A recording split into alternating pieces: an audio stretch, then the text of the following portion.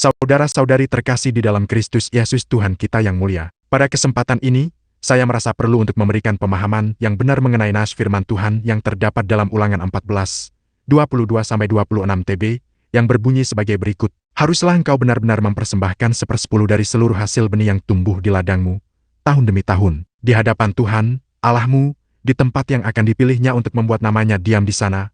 Haruslah engkau memakan persembahan persepuluhan dari gandummu, dari anggurmu dan minyakmu, ataupun dari anak-anak sulung lembu sapimu dan kambing dombamu, supaya engkau belajar untuk selalu takut akan Tuhan, Allahmu. Apabila, dalam hal engkau diberkati Tuhan, Allahmu, jalan itu terlalu jauh bagimu, sehingga engkau tidak dapat mengangkutnya, karena tempat yang akan dipilih Tuhan untuk menegakkan namanya di sana terlalu jauh dari tempatmu. Maka haruslah engkau menguangkannya dan membawa uang itu dalam bungkusan dan pergi ke tempat yang akan dipilih Tuhan, Allahmu. Dan haruslah engkau membelanjakan uang itu untuk segala yang disukai hatimu, untuk lembu sapi atau kambing domba, untuk anggur atau minuman yang memabukkan, atau apapun yang diingini hatimu, dan haruslah engkau makan di sana di hadapan Tuhan, Allahmu dan bersukaria, engkau dan seisi rumahmu. Sebagai umat Kristen yang taat kepada firman Tuhan, kita perlu memahami ayat ini dengan benar, agar tidak terjebak dalam fitnahan atau tuduhan yang menyatakan bahwa orang Kristen diperbolehkan untuk mabuk-mabukan. Karena memang pada bagian akhir ayat tersebut disebutkan tentang pembelian minuman yang memabukkan. Namun,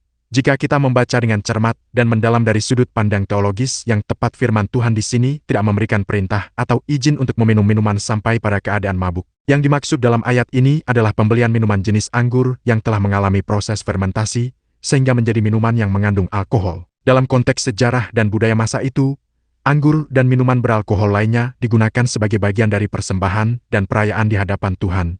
Namun selalu dengan batasan yang jelas, tidak sampai pada keadaan yang membuat seseorang kehilangan kendali diri atau menyimpang dari jalan yang benar. Hal ini selaras dengan ajaran Alkitab secara keseluruhan yang selalu mengingatkan kita untuk hidup dengan penuh kesadaran dan kontrol diri di hadapan Tuhan.